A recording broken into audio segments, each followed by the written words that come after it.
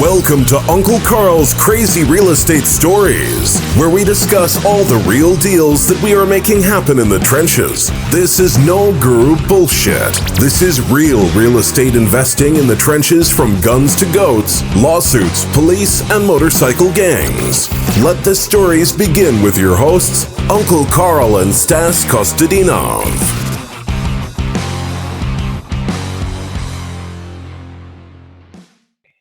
Welcome to Uncle Karl's Crazy Real Estate Stories. Uncle Karl, welcome to your show.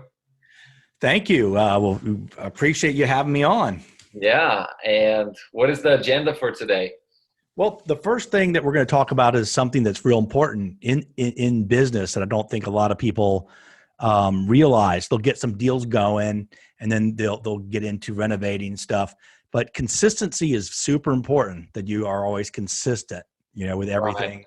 Like we've been doing with our podcast, right? Exact opposite of what we do in the podcast. We've sort of missed a couple months. It's all your fault. You're in Bulgaria, so. I know, that's all my fault. It's always my fault. That's right? Another thing too. You got to be like Trump. It's always somebody else's fault. Always, always, always. Never take blame for anything except for the great things. They're all you. Anything bad, it's somebody else. I think don't they teach that in all the books, like Brian Tracy and stuff like that? I think so. Yeah. But let me get into a deal that we just closed out on. I talked about this. This was a property on East 17th Street. What happened, I'll tell you real quick in case you forget about it. It was a property that a wholesaler approached me about and was offered me to sell it to me for like $120. And I'm like, that's way too high. Turned out the lot wasn't buildable. It was too small. His deal fell through. But because I kept in contact with him,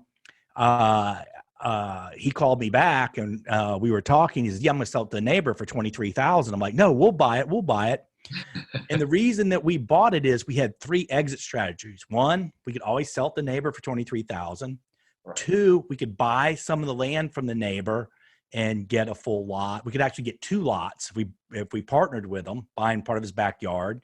And third one was doing that, buying a little bit of his land.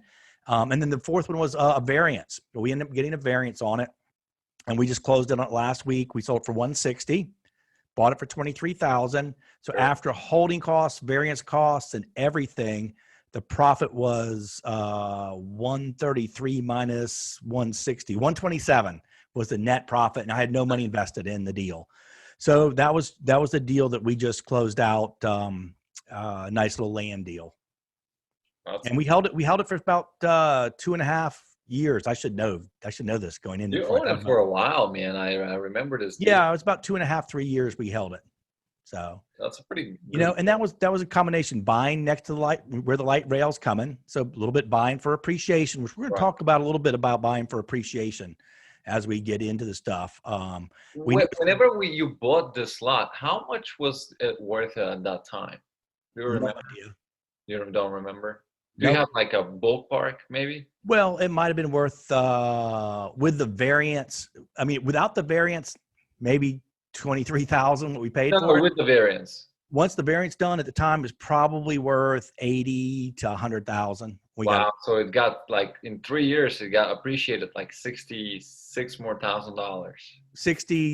$70,000 more appreciation we saw by holding it. So there's something to be. We'll go into more about appreciation a little bit into the thing. Right. Another deal we're getting ready to close out on, we want to talk about too. There's an area, a small town. We're talking a little bit about these small towns. There's a small town about 30 minutes outside called Kannapolis. And the downtown area, they're putting in all this medical, a baseball field, restaurants, bars, totally spending millions and millions of dollars, brand new construction. So we found a property through our cold callers, just calling up, and we've got it, and we put it under contract, and it's like 3-minute walk to the baseball field and everything. So one thing I want to talk about is we had it under contract for $52,000 cash. But what happened was, during this COVID time and during this stuff, these people, landlords, a lot of people are stuck in the properties and you can't move them out. So here's the thing that we do. We don't like to have to go back and renegotiate, but We couldn't get into the property. Remember that? They wouldn't let us in. Yep, exactly. Get inside the property. So we're like, okay, we can't get inside the property. We know it's an area that's going to go up in value. So we went back to them and said, hey, look, there's COVID. We can't evict people. We don't know what we're getting into. We can't even get inside the property. So I said, we don't want a discount. The first thing we said, hey, I'm just curious, what are you going to do with the money? And he owned it free and clear. He said, I'm just going to invest it. And I said, well, what do you think you'll make? 5 or 6% investing. I said, well, what if we guaranteed you 6%? He's like, oh, I said, look, you got the tenant. We have a problem. He goes, well, that would work. I said, how much do you need right now? And he said, oh, give me 5 or 6,000. I screwed up and said, okay, I'll give you 6. I should have said 5, sort of messed up, but that happens. I didn't slow down. I was too quick to think, oh, by the way, this is important. I just got done doing some of the Steve Trang's training. I realized how bad a negotiator I am and how smart Steve Trang is. That guy is amazing. He had a guy named Brian Gibbons on there, man. There's another important thing, guys, a little like ADD tangent thing, but always be improving on your sales training, always getting better. There's a lot of great people out there with sales training, Dave Day, Steve Trang, a bunch of other people. Spend some money on these trainings because I'm realizing I'm leaving tons of money on the table on all these deals. But let's get back into this property. So we know it's going to go up. I shouldn't say we know, but we're pretty sure it's going to go up a whole lot in value. Right. And it's probably worth close to 90,000 right now, as is. Maybe 85, 90 as is. So we're going to do this. We're going to ride the appreciation wave. But we did this. This is we financed it. 5-year balloon, but a 30-year amortization. So our payment is, we're buying for 52, $5,000 down. Our payment is $281 a month. It rents for $600. We're going to go up to probably $700 the rent, maybe $650. The guy's been there 12 years. Yeah. So we'll probably break even. We want to ride the appreciation wave, and then we'll renovate it in 4 or 5 years and sell it. So 2 things that I want you to get out of this, and we're going to talk a little bit more about appreciation, is one, when you make a deal with the seller, feel free to renegotiate. I mean, don't just screw somebody over. I don't like, we just sign a contract and go back and renegotiate. But if there's something where you can't get inside the house and you can't get the people out because of COVID, I think that's a valid reason to go back and renegotiate. And he had like 2 contracts falling out from other investors just because they couldn't get into the house. Yeah. So that was a big struggle for him.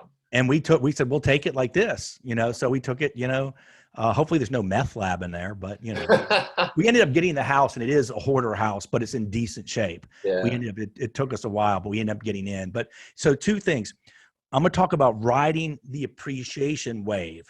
And we were also talking to our friend Travis Howard. He's getting ready to sell some of his houses in Charlotte and buy in these small cities and ride that appreciation wave, because a lot of people are moving. There's cost of, and because you can sell one house that maybe you made $100,000 in appreciation, which are some of ours we have, and sell that and buy 3 little houses in the outskirts, and so that's one of the things he was talking about doing. Well, let's talk a little bit about this outskirts areas. I mean, first, right now with COVID, a lot of people realize that they can work from their houses and just, they can buy themselves a house in these outskirts areas, a little bigger house. They can have their office, home office, and everything. So the cost of living, it's such lower there.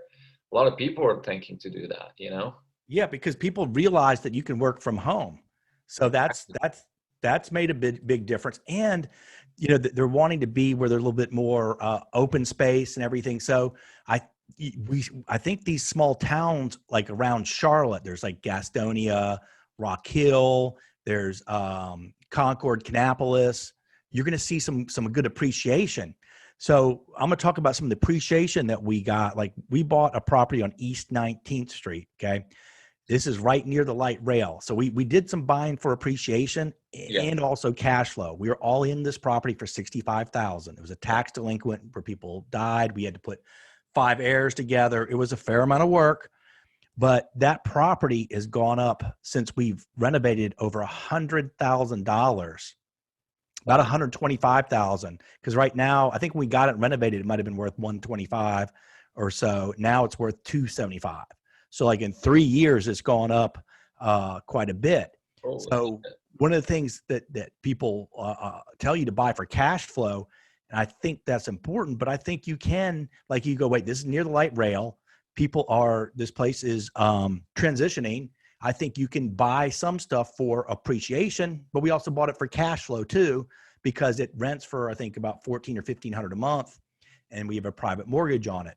So that was one example. There's one on Selden, another one with heirs, that we saw the area appreciating like crazy, or it was starting to, hadn't quite. So we're all in at 65. It's worth about 250 to 260 right now. So we've got an incredible amount of, then another one in Rushland, it was worth maybe 90,000 about 3.5 years ago when we got it. We put in a little bit of money into it. And so we had $7,500 invested in that. That was a foreclosure where somebody had passed away. And so we got that and took it subject to, and it's worth about 180 now. So we've seen probably 80,000 to 90,000 appreciation on that one. You know, there's one on Botany too. That's the one where there was, I bought out it's a long story, but just know it's probably gone up about $90,000 since for what I got it.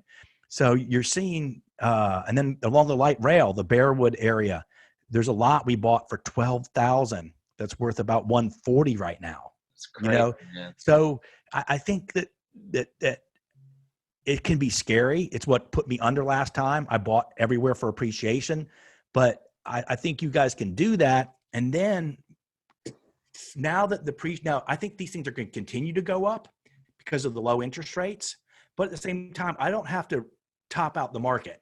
So I'm willing to sell some of that stuff and do what Travis Howard said and go buy 3 little houses that need a little bit of fixing up for about $30,000. So you take one and convert it into 3 and fix them up. Now you have 3 rents coming in, and, you know, then hopefully ride a little bit of appreciation wave. But even if you're not riding the appreciation wave, you're getting cash flow. Exactly. So you grew your money with the appreciation and you put it in a cash flowing asset that, you know, is now paying you dividends. And, you know, sooner or later that house is going to get paid off and you're just going to have cash flow. Well, but we're taking like 100,000 in appreciation. Yeah. Okay. Plus whatever equity we already had, and then taking that into 3 houses. So free and clear. So it's a very conservative move, but you know, if these little houses are bringing in like 800 to 900 a month, now you have more money coming in, and you also spread your risk out.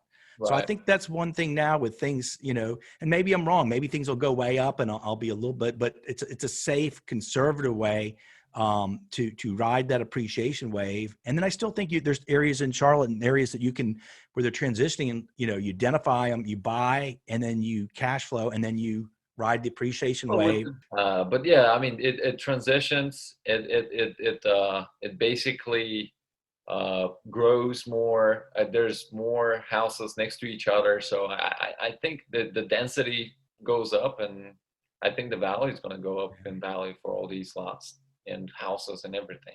Yeah. But, you know, today we just wanted to talk to you guys a little bit about this thing, how we're going to be selling some of the stuff, putting into small towns, how I do think, and I could be totally wrong, that there's these small towns on the outskirts that people are moving to, they're coming up in value. I can just see them going up in like especially Kannapolis, right outside of Charlotte. They're putting millions and millions into this thing. It just makes sense that these little houses that are 50 to 100,000 are going to get renovated and go up in value. I think it's a no-brainer to buy in some of these towns. So I think so too. So it'll be interesting. So Kannapolis, please send me my $1,000 check for promoting you guys and your growth in the future. So hopefully the mayor of Kannapolis will give me a call. Well, let's talk a little bit about those lots that on Oakwood. Okay, yeah, we're also doing a lot of land, and you know, we can do. Oh, by the way, did I mention we have a mastermind group? I don't think so. Did we? No, we haven't. By the way, I have a mastermind group. It's only $105 a month.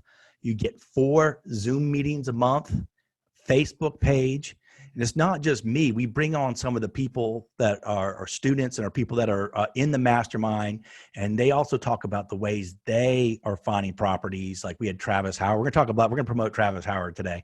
He did a phenomenal job about just the way he runs his business and everything. So you get a lot of great information. And like, for example, one of our students who we can't say his name, Yov, he bought a property using our technique. We showed him how to buy a fractional interest and how to make that work. He made $300,000 on one deal. Yep. And then Sean just got done doing a deal. He's in Houston. He made a little wholesale deal on land. He never messed with land. He made $6,000. We also have, we joint ventured with another Sean. We like Sean's. And that was the one on Dodge Street. We're going to talk about the next podcast. We made $56,000 on that with a $500 investment. And so we worked together on that. And Josh was talking about how he's getting a lot of land from the techniques that we're teaching in the mastermind. So guys, spend $105, join the mastermind. You will learn a lot of cool stuff. Oh, now back to the Oakwood lots. Okay. Now I gave that little infomercial there. Okay. Basically it was a lot that it was worth $32,500. Okay. I did some Uncle Karl magic on it. By the way, I have this magic wand. Okay. Have you ever seen the magic wand, Stas? I take it and I wave it over the properties.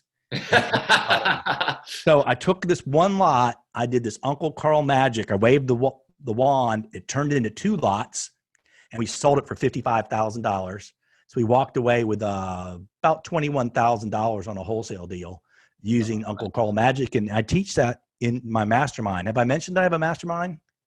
No, I don't think so. What is it? Okay, let me tell you about my mastermind. Anyway, it's only $105, but we teach how to do those type of deals using the Uncle Karl magic wand, which I will be selling those for $1,995 a piece. You can get Uncle Karl magic wand and do deals like this by just waving it. It's that simple. You can purchase some Uncle Karl hat. Those are the money hats we show. Yeah, I got this hat with the dollar signs on it. Yeah, and we wear it every single day whenever we start approaching properties, and just deals are up. It brings us money. Oh my gosh, it's crazy. But yeah, anyway. Then I'll just go ahead back and let's recap this because we're going to make these short these days. But so this way we can get everything is short. This way we can make sure we get enough in and be consistent. So again, on this one deal, we started one way with cash, and then we went back and renegotiated because we couldn't get in the property in COVID. Now we have financing, so we don't have to use as much of our money, and we're going to ride the appreciation wave on it. And our goal is just to break even on the property, and then we can renovate and sell it. And then we talked about buying for appreciation. I think that you got to be careful, try to cash flow, but there's certain areas that are going to go up in value, like along the light rail stops in certain areas. And I think that can be part of your strategy as long as you're careful.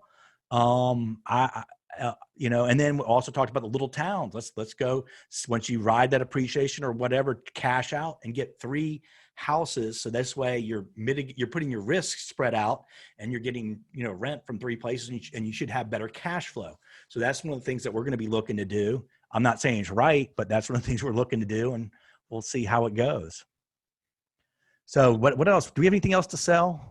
No, we actually are always looking for money.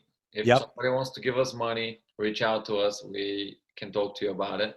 And we're going to talk about some really cool deals. Tune in to next week's podcast, which we're going to record right now and save for next week. But and we're going to talk about some really cool stuff we're doing with judgments, liens, and some other cool possibilities. And maybe we can maybe talk a little bit about like the growth pain that we're going through and what stuff we're figuring out. We'll talk about the 2 steps back thing. Yeah. Uncle Karl, if you haven't noticed, Uncle Karl has some issues. So things are not always perfect in Uncle Karl land. Okay. Contrary to we all have problems and issues, and we're going through some growth issues and stuff. And we'll talk about a little bit about some of the issues that we're having. And again, we're always trying to be better Because if you can get a little bit more better every day, someday you'll be more best. That's our goal. Damn, man. I can't wait to be a more best. That would be badass to know. Be more best. All right, guys.